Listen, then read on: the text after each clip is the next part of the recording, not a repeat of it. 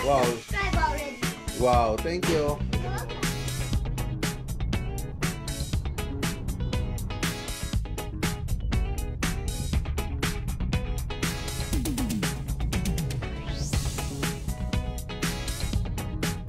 Lagi naman.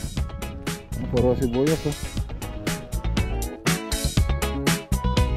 Bigyan rin sila ng mga ayun, yung mga lutuan. Po tayong lalagay dyan, tapos floated panel na PVC. So makikita nyo po yan dun sa grid.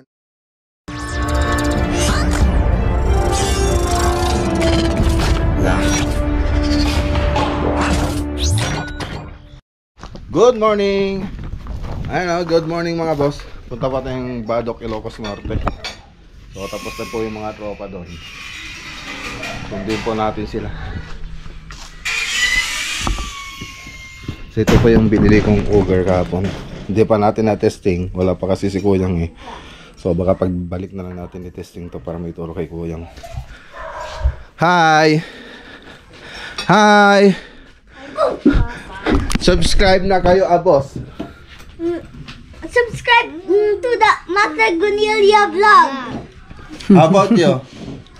Like and subscribe from Matagunelia vlog. Wow, thank you. And if you're new to the channel, Wow. subscribe already. Wow, thank you. Ito po ulam natin. Kumain tayo kanina.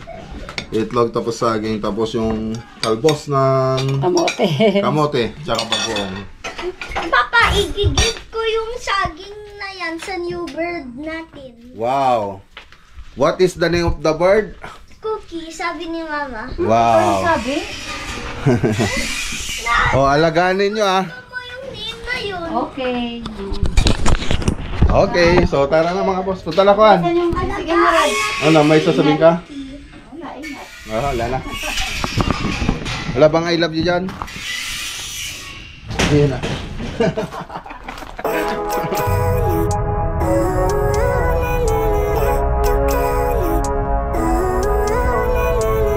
Living life, every day, late at night, not okay.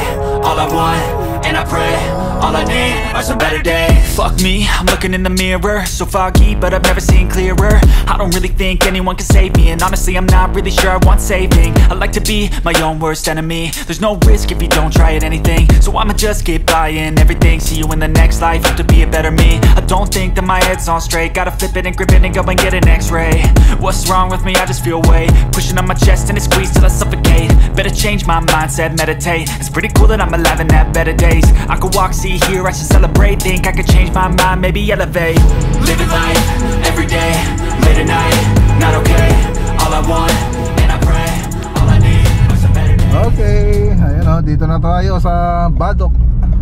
Badoc, Ilocos Norte project. Ayan. So, retouching na lang po sila kanina nung tumawag ako. So ngayon, baka kumuha kasi ng ano to? Damo. Hindi. Ay, sibuyas. Sibuyas. Bawal yata dyan eh.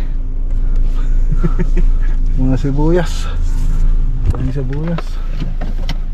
Hirap tansyahin yan. Hirap tansyahin na baka Nalapan na ito talaga.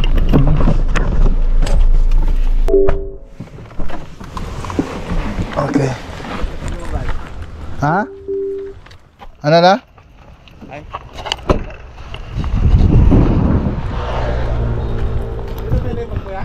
Adele, tara pa ilang.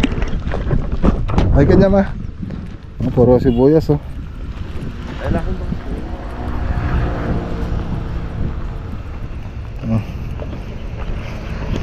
Baka maapakan natin kaya di ko na tinuloy. Masagasaan ng pick up. Ayan o. Andito tayo ay nagluluto na rin yata sila. Oh, nawala yung mga nakatambay rito ah.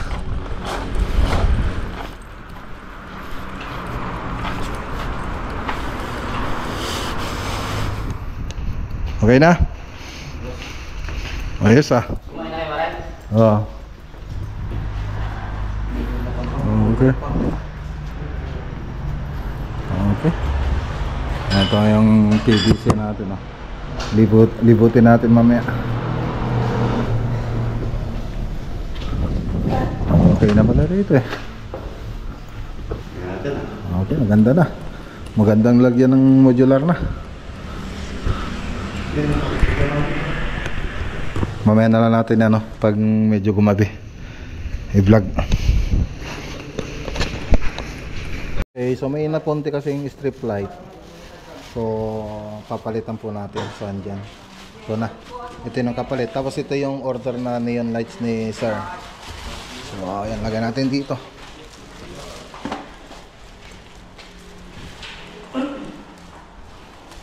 Yan. Ikabit nyo na ito yung strip light. Tapos yung nagtanggalan, isupot nyo rin. No? Ito yung neon lights. 33 meters. Tapos dalawang driver. Yan yung dalawang driver niya. Yan, pakita natin kay Boss Jim. Lalagay po yan sa, ano, sa may hagdanan, sa wood planks. Ayun, nagbigay pala ng ano, kambing sila sir. Ayan.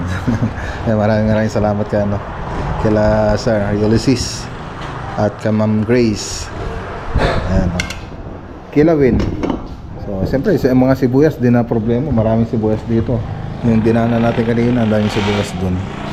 Tapos ito yung pinapaitan. Pinapaitan. Yung pinapakulo natin. So, kinatay na rin nila. Nagbigay rin sila ng mga, ayun, yung mga lutuan. Tapos blue torch. Tapos yung kaldereta dito.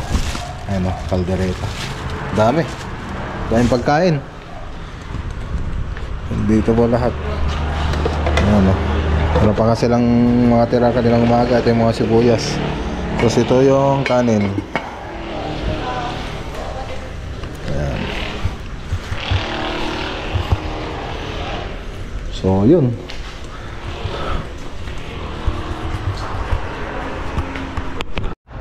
Okay, so makikita nyo no, nagkagabi na. So pinili kong mag-video ng gabi para makita nyo yung mga ganda ng ilaw po natin dito mga boss.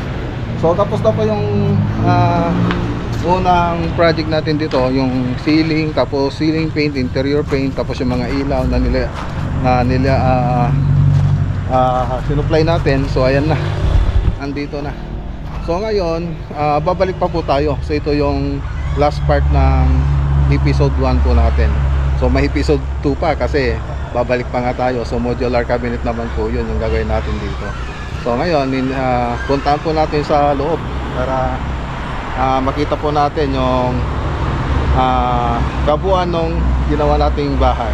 Siyempre dahil ito po yung last part ng episode 1 natin, i-play mo po muna natin yung ano, yung before niya. Tapos pagkatapos niyan, after na po tayo. So ayan, play muna natin mga boss.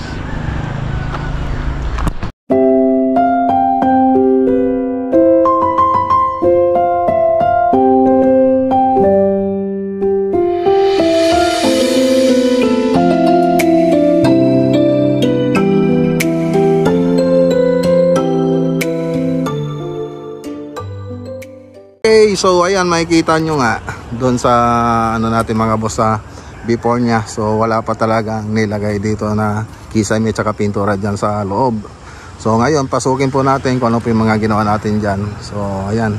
So bago nga pala tayo pumunta rito na nagkisame, so nagbigay din ako ng 3D animation. So makikita po niyo yan doon sa part 1 ng video natin sa Badok, o kaya i-search nyo na lang dito sa YouTube, Badok Ilocos Norte 3D animation, o kaya doon sa Facebook. So makikita nyo doon sa FB page sa atin, Mac Lagunilla Vlog. So andon yung Badok Ilocos Norte Project 3D Animation. So pasyalan nyo lang po doon at panoorin nyo, kasi yung ibang design dito hindi nyo pa makikita kasi doon sa 3D Animation kompleto na po yun. So para mapasyalan nyo lang mga boss, kasi wala pa po yung mga TV console po dyan, tapos mga cabinet. So yun po yung mga wala po dito sa video na to. Pero doon sa 3D Animation kompleto na po yun. So check nyo na lang po mga boss. Okay, punta po tayo sa loob mga boss. Ayan, shoutout nga pala kay Ma'am Grace saka kay Sir Ulysses Tolentino. Yan, ito po yung sa may carport natin, sa may garage. Okay, So ayan, naka PVC ceiling po yan, tapos gypsum board.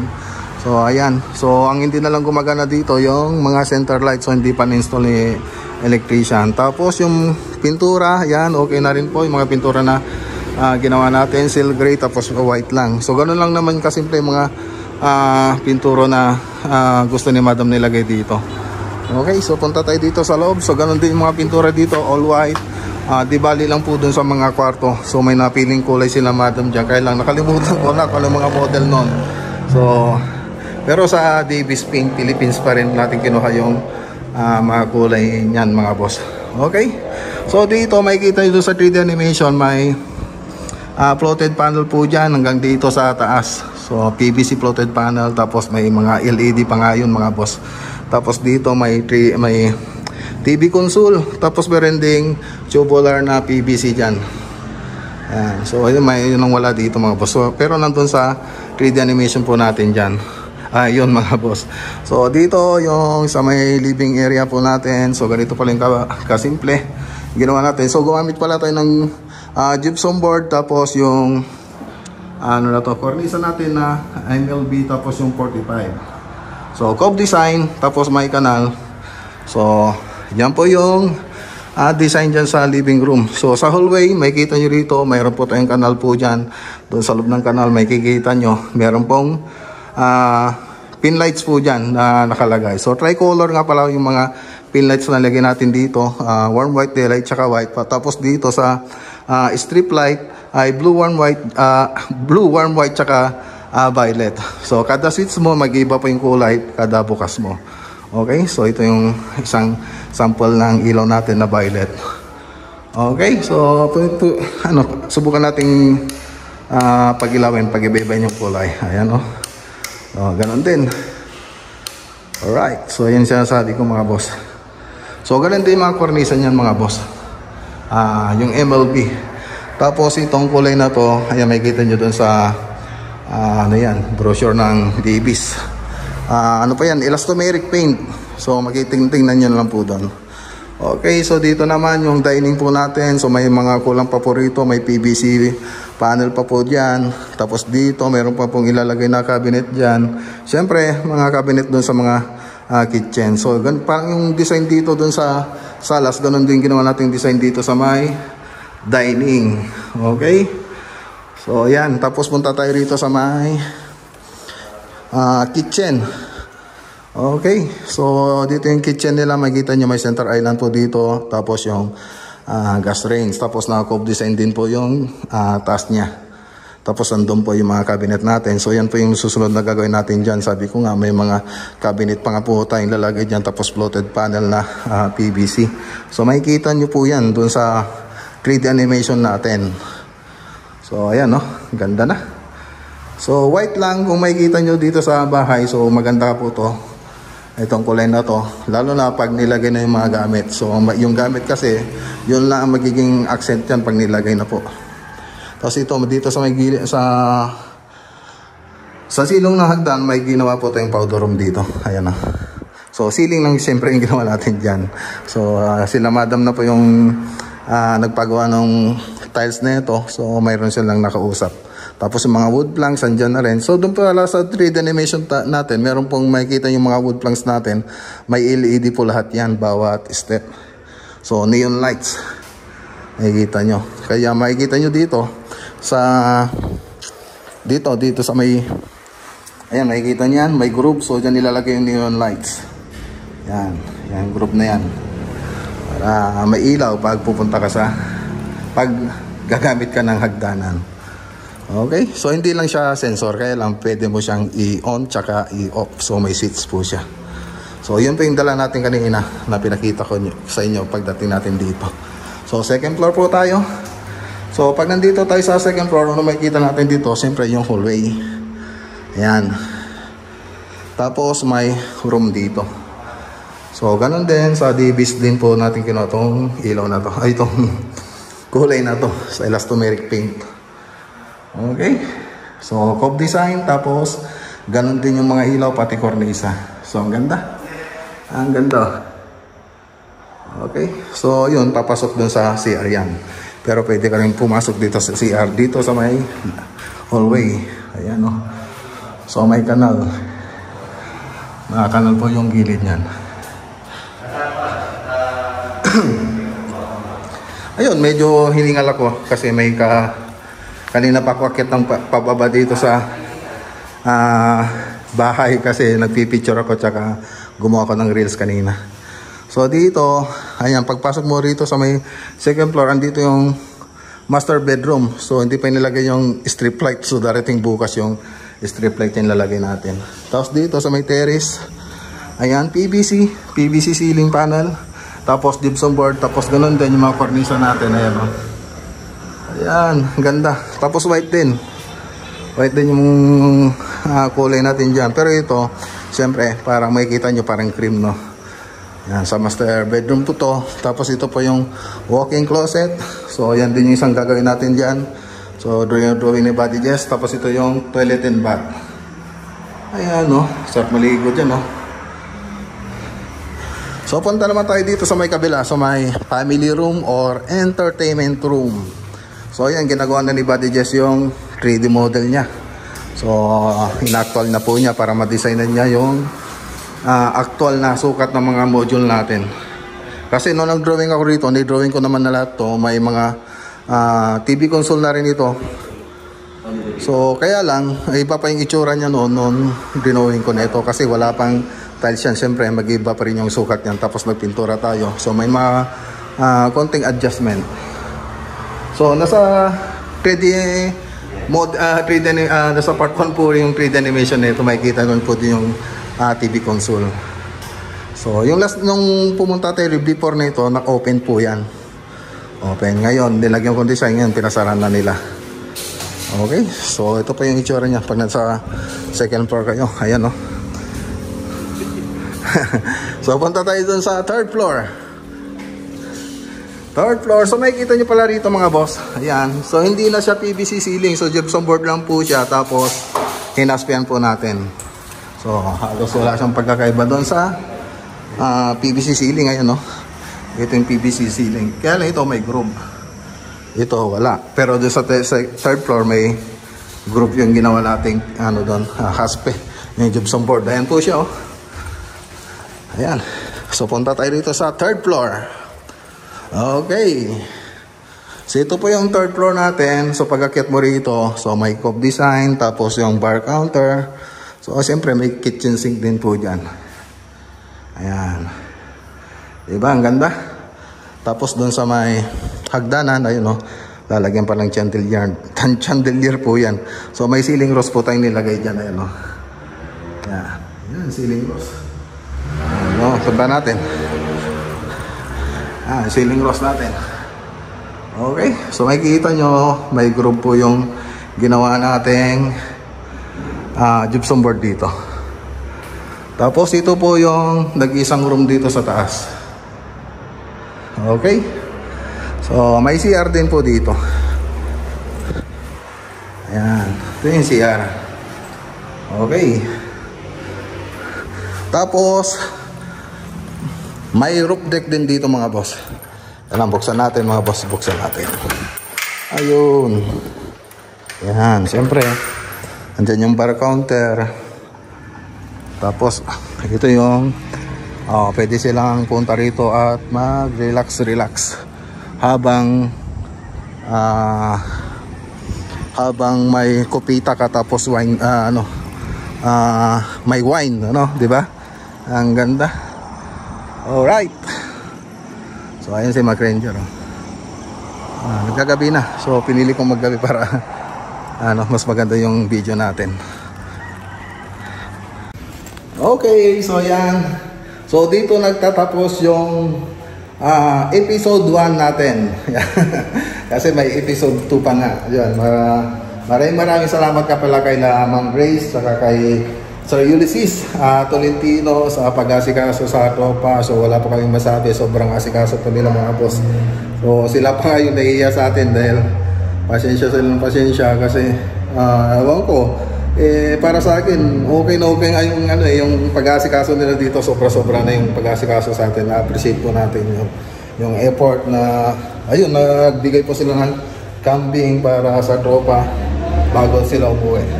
So ayan, maraming salamat kay Ma'am Grace tsaka kay Ulysses Tolentino. Di bale, babalik pa po tayo rito mga boss para itagita po natin yung susunod na gagawin natin dito. Sabi ko nga, may episode 2 pa yung vlog po natin kasi ceiling pa lang yung ginawa natin dito tsaka yung pintura. So meron pa pong modular cabinet. So asahan nyo po na maganda po itong kakalabasan ng project natin, lalo na pag nilagyan na po nila yung wood planks dito, tapos makompleto na po yung railings yan. So ayan, abangan nyo po mga boss yung video natin dito.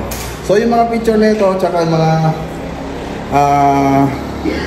ibang parte ng bahay pinicturean ko kasi mga boss, ipapakita ko nilang po yan doon sa last part ng video natin. Okay, susunod na po. Magandang araw po sa lahat at God bless!